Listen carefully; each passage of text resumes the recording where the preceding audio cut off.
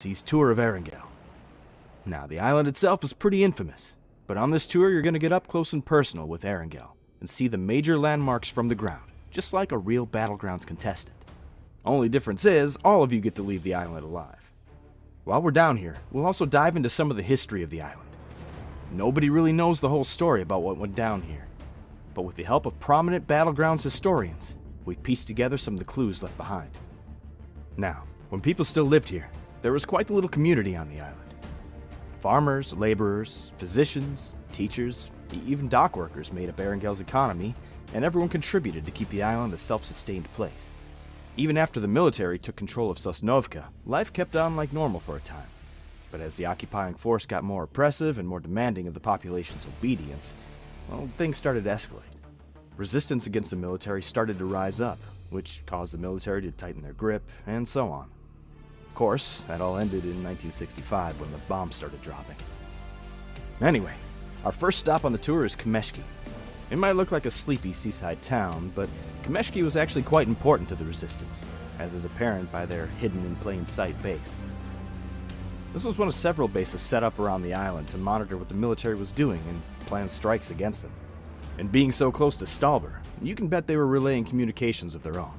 Speaking of, let's head up the mountain. Stalber is one of the highest points on Erangel, and as such was the perfect spot to set up communications arrays.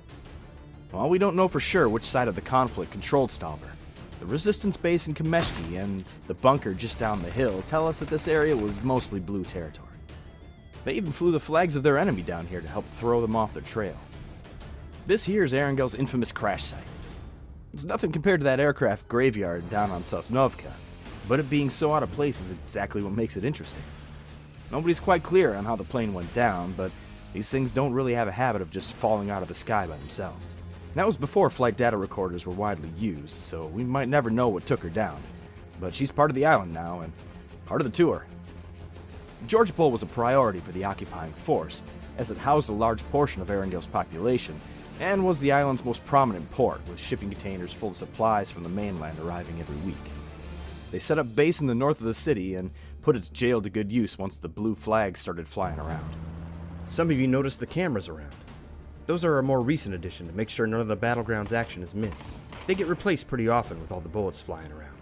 Speaking of surveillance and bullets flying, that mountain outside Vigatka was a prime place to set up surveillance, or even a sniper nest. It's a pretty safe bet that the resistance was up there keeping an eye on the Red Eye. And that's it for the first leg of our tour. We'll spend the night here in Gatka and start up first thing in the morning. Just remember, the crew does a great job of cleaning up after a battleground, but if you happen to come across a weapon, just assume it's loaded and alert one of your guides immediately.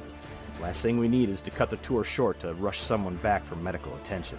Rest of the night is yours. If you're enjoying the tour, be sure to give us a 5-star review and tell your friends that it was the Battlegrounds Tour Agency that helped you explore the Battlegrounds like never before. Good night.